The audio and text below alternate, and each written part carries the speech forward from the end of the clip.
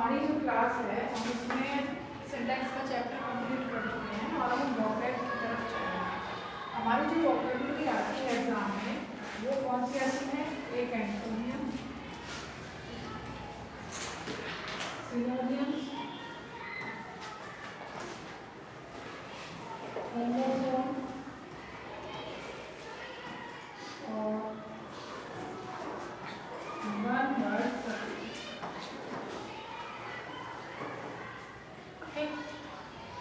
Antonym opposite यानी कि विलोम, सिनोनियम पर्यायवाची और होमोफोन्स दो शब्द जिनके बारे में हम पढ़ेंगे एक जैसे बोले जाते हैं।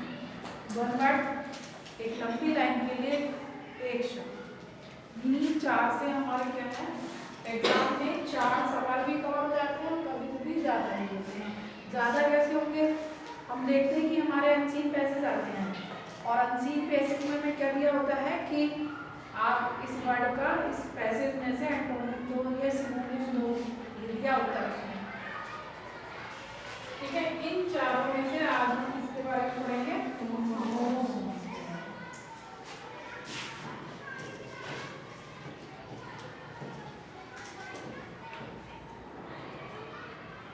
होमोफोन्स जो शब्द है बच्चों वह दो शब्दों से मिलकर बना है। होमो प्लस फोन्स। होमो मीन्स समान और फोन्स मीन्स आवाज। वह शब्द जिन्हें हम बोलने पर एक जैसी आवाज या एक जैसा प्रोनाउंसिएशन महसूस कर रहे हैं, सुन रहे हैं, वो शब्द क्या कहलाते हैं? होमोफोन्स कहलाते हैं। छोटी सी उसमें अंतर होता है, छोटा सा, बस एक अल्फाबेट का अंतर होगा। कभी कभी हो सकता है कि उसमें दो तीन अल्फाबेट का भी अंतर हो, देखने में भी अलग हो, लेकिन क्या होगी? सेम साउंड होगी। कभी साउंड थोड़ी सी डिफरेंट होगी लेकिन देखने में जैसे होगी। ऐसे शब्द हमारे एग्जाम्स में आते हैं और उन एग्जाम्स में क्या दिया जाता है कि यूज योर own words, है ना, या सेंटेंसेस। हमें दो वर्ड दिए होंगे, दो नंबर में या एक नंबर में, और उन दोनों वर्ड्स का हम क्या करेंगे? एक बात तो यदि हमें उसका मीनिंग नहीं भी आता है, पहली बात तो आना चाहिए, नहीं आता है तब भी हम उसे क्या करेंगे? सेंटेंस में यूज करेंगे। सेंटेंस में यदि हम यूज कर देते हैं तो हमें उसे पूरा मार्क्स मिल जाएगा। ऐसे ही हम कुछ शब्दों को देखेंगे।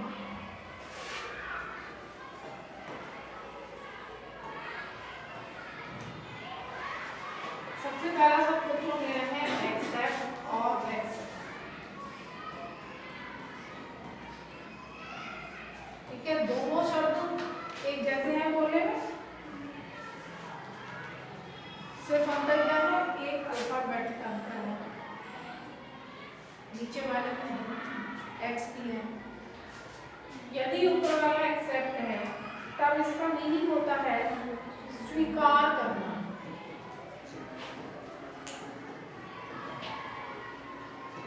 और नीचे वाला यदि मीनिंग है इसका होता है क्या? सिवाय या अलावा।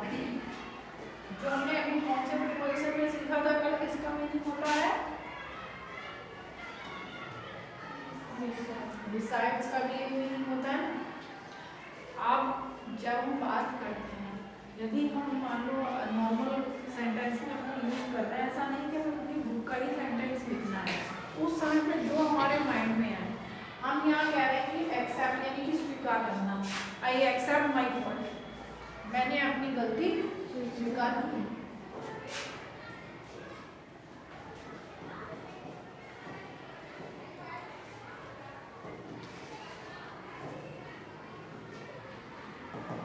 और नीचे वाले का क्या हो सकता है?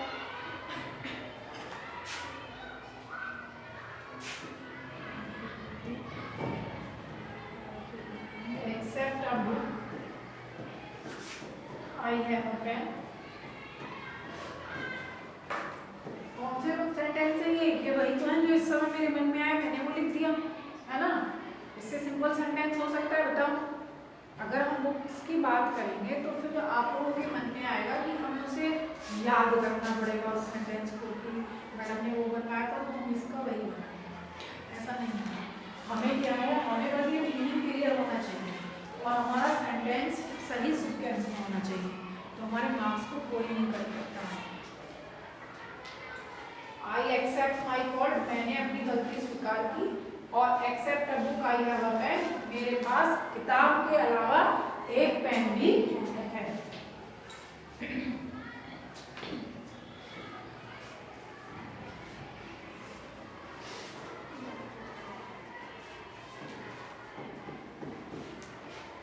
एक्सेस और एक्स,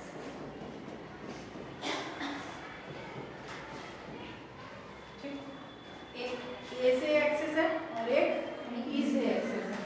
जो ए से एक्सेस है उसका मीनिंग है पाँच, और जो ई से एक्सेस है उसका क्या मीनिंग है, अधिकता। अधिकता समझते हो, कोई चीज ज्यादा मात्रा में होना।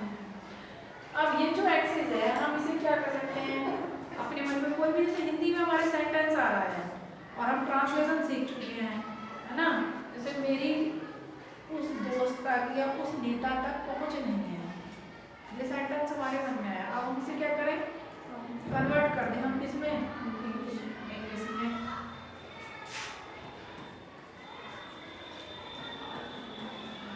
I have no access to the leader या to this leader,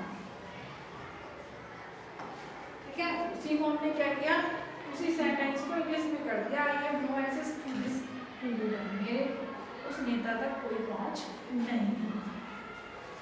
अब है नीचे हमारा access,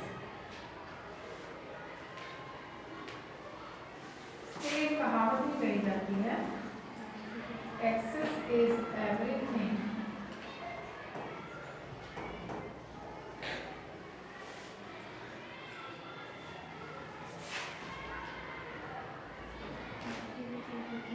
Access of everything is bad. कौन सा bad? bad.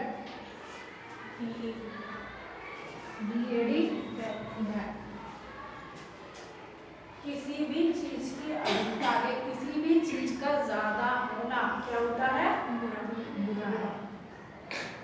और हिंदी में ये कहावत है, अति हर चीज की बुरी है। ये वही इंडियन ऐसे समझ सकते हो कि वही है।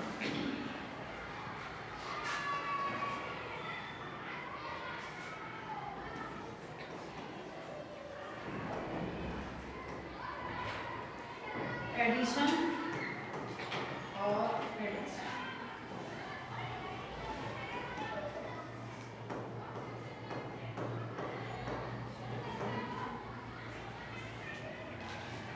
एक एडिशन क्या है, जोड़, जिसमें होता है जोड़, मैथ में, है ना, उसकी काउंटिंग होती है, या किसी सामान को जोड़ना, कौन सा जोड़ेंगे, ये मैथ वाला है, ठीक। और ये एडिशन क्या है, संस्मरण। संस्मरण मीन्स जो हमारी पुरानी बुक्स हैं उन्हें हमने